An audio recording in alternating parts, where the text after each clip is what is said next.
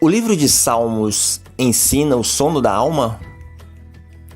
Vejamos alguns versículos no livro de Salmos usados pelos defensores da doutrina do sono da alma, adventistas do sétimo dia e testemunhas de Jeová, que ensinam que entre a morte física e a ressurreição do corpo, o homem fica no estado de inexistência. Vejamos. Sai-lhe o espírito, volta para a terra, naquele mesmo dia perecem os seus pensamentos. Salmos 146, versos 4.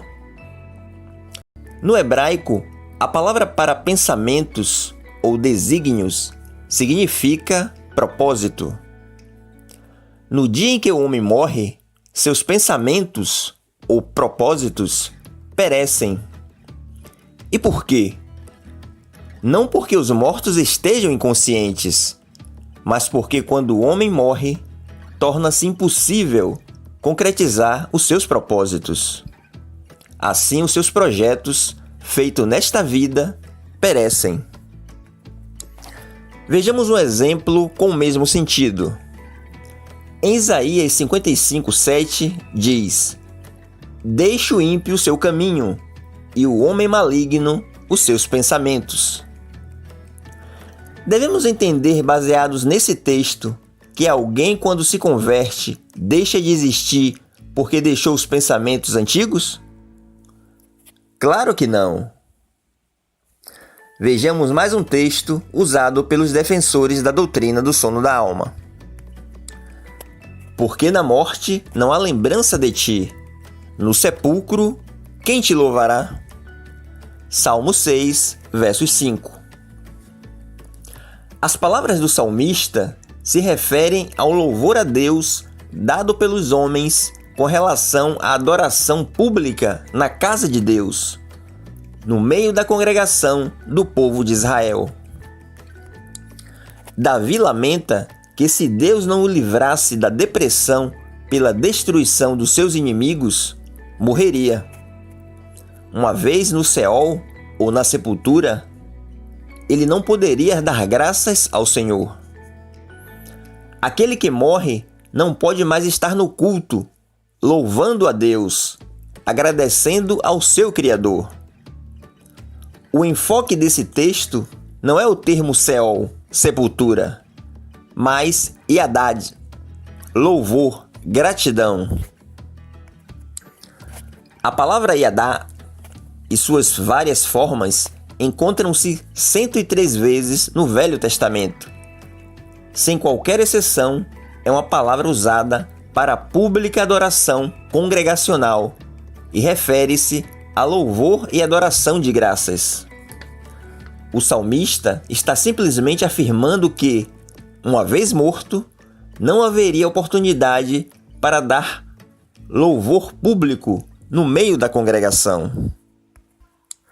Além do mais, quando Davi fala do Seol, está apenas se referindo a um cadáver que é lançado no sepulcro. Porventura um corpo sem vida pode ofertar algum louvor ao Senhor? Claro que não.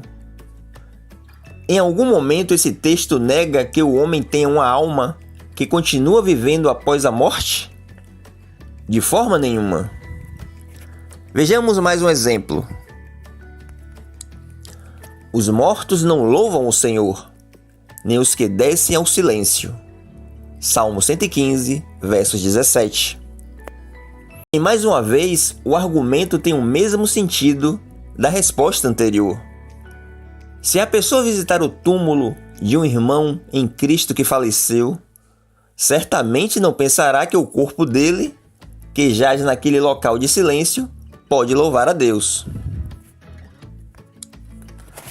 Mais um versículo usado. Que proveito há no meu sangue quando desço a cova? Porventura te louvará o pó? Anunciará ele a tua verdade? Salmos 30, versos 9. Mais uma vez, aqui o salmista não tinha a menor intenção em falar sobre a existência ou não da parte imaterial do ser humano, que sobrevive conscientemente após a morte.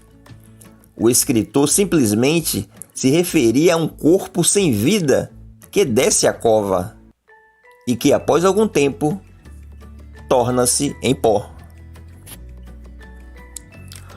Portanto, todos esses versículos foram escritos apenas para se referirem a cadáveres que são lançados nas sepulturas e que, evidentemente, não podem relacionar-se com Deus, nem realizar qualquer outra atividade. Entretanto, nenhum desses textos pode ser usado para negar que o homem tem uma alma imaterial e imortal que permanece ativa após a morte do corpo. O simples fato de esses textos falarem apenas de corpos sem vida não exclui de forma alguma a ideia de que uma alma imaterial e imortal tenha se desligado de tais corpos por ocasião da morte. O fato do autor dessas passagens mencionar apenas cadáveres não indica que ele não acreditava na imortalidade da alma. A única coisa que podemos afirmar é que ele não mencionou a palavra alma ou espírito nesses textos. Esses versículos não se referem à sobrevivência da alma por ocasião da morte do corpo. Não se referem ao mundo espiritual, mas à condição do homem com relação a esse plano terrestre. Portanto, todos esses textos são usados de forma indevida por aqueles que advogam a doutrina do sono da alma.